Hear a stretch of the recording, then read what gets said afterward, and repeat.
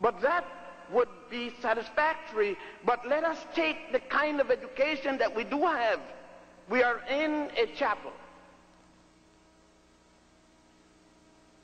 And we have been told about an immaculate conception and virgin birth.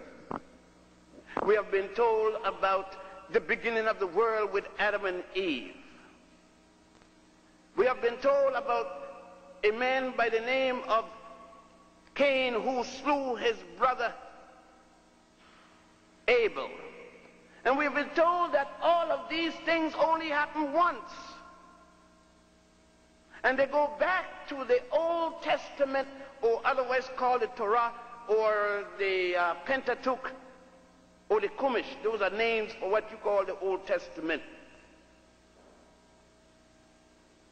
But we have never been told that they are only copies of stories that predated them by thousands of years. Let us put them one by one. I heard some hymns and everything already. Oh yes, you have been told a lot of lies. No other way to talk about it. And those who teach them, if in fact they did any research, must know they are lies.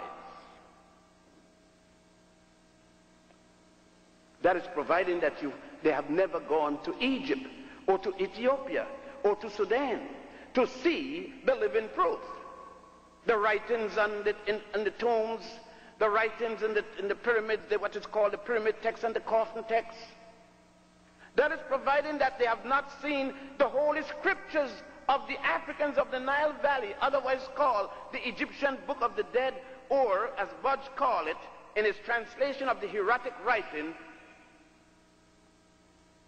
or the Egyptian Book of the Coming Forth by Day and by Night.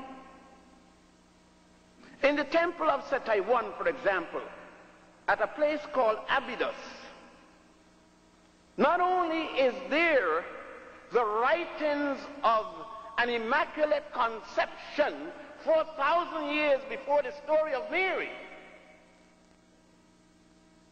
but it is there in picture form. Are we to say that the theologians of Judaism, Christianity, and Islam have never once taken a trip to Egypt, from whence these things were taken? In that same temple, you see a story of how Set-Typhon murdered his brother Osiris 2,000 years before the Jewish story of Cain and Abel.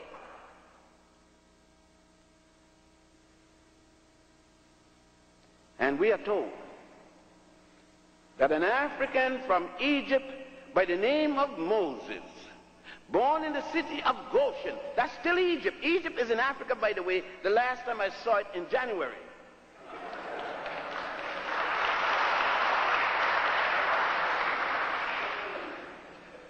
You heard of a place called Middle East. I don't know of any place called Middle East. That's political jingoism. But we can find that there was no Moses on Mount Horeb in the Sinai to receive any 10 commandments that had not been given before or written before in Egypt, because you could go in the book of the Coming Forth by Day and by Night, the Book of the Dead, and see in what is called the Osirian drama, not only those 10, but 32 more, a total of 42, which you can also go in the temple of Ramesses VI, in the Valley of the Kings, across what is today called Luxor. And in that tomb, you would see the 42 listed commandments, or otherwise negative confession, 2,000 years before the birth of Moses. But they told you that Moses was taught. He was an Egyptian, taught in school in Egypt, and became a priest in the system. Could you have been born in the United States of America, went to kindergarten, then elementary school, junior high school, and never heard of the United States Constitution? It was equally impossible for Moses to have born in Egypt, go to school in Egypt, study in an Egyptian system, worship God Amun-Ra, and never once heard of the 42 negative confession, which have in it, thou shalt not kill. I have not killed man nor woman. I have not made like thy bushel. I have not. Moses himself is charged with murder. His brother Aaron is charged with theft. 40 years before they reached Mount Sinai, then somebody had a law against theft and against murder before he reached Mount Sinai. Where did they get it? But you weren't taught anything about this. All of this information have been suppressed at a place called the Council of Jamia and the Council of Nicene in 325 AD, when Constantine, the Roman emperor, conquered North Africa, took over the role of the Christian church, which started in Alexandria with Pantheus and Boethius, not in Rome. But this too you have not been taught. You have not been taught that the three people who died first in the name of Jesus the Christ were three African women: Felicita, Nymphano, and Perpetua. Yet you know everything. You're born again. You know it all. You can't be blamed for it. Even your teachers may not be able to be blamed for this, because one can't teach what one doesn't know, or one have not learned, or one have not experienced, because there is no interest for people to go to Egypt to see anything but to go to the Holy Land. And that's why Jesse is tied and had to get on his knees and pray and beg forgiveness. He was scared he wouldn't be able to get back in the Holy Land for saying what was right. But there's more than that. Because you have been told that unless Europeans teach you, you haven't been taught. But who told you that the first university built in all of Europe was built by Africans called Moors? At the university, what is called the University of Salamanca in Spain. Check it out. Europe's first university. Not only the stones were put together like the stones in most of the building and the bricks in most of the building here. I'm not talking about that aspect of only the building. I'm talking about the educational system is nothing but a copy of the University of Djenne, D-J-E-N-N-E, of ancient Ghana, which was burnt down and rebuilt as the University of Sankore in the city of Tumbat, which the French later called Timbuktu.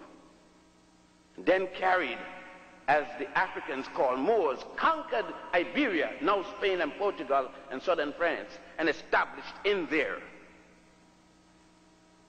the university system. And as I said before, it was not the first. The earliest of the Greeks were trained in a place called the subordinate lodge of Croton and Delphi. Subordinate lodges of the Grand Lodge in a place called Waset, which the Greeks later changed to Thebes or Thebes. The current Arabs changed it to Luxor. But did you get that in Greek philosophy? Did you get it in Greek history or European history? None whatsoever. And how did you get Hannibal Barca and his father Hasdrubal Barca and his brother and his father, rather, Hamilcar, his brother Hasdrubal? How did you receive it in the educational system? How did the textbook show it? It showed it as they were not Africans. What they said is some Phoenicians came from Phoenicia, and Carthage, which they later called Carthage, was in fact a Phoenician country. 80 people came from Phoenicia with a woman named Elisa, which Virgil called Dido or Dido in his little play about it. And those 80 changed all the Africans into Phoenicians.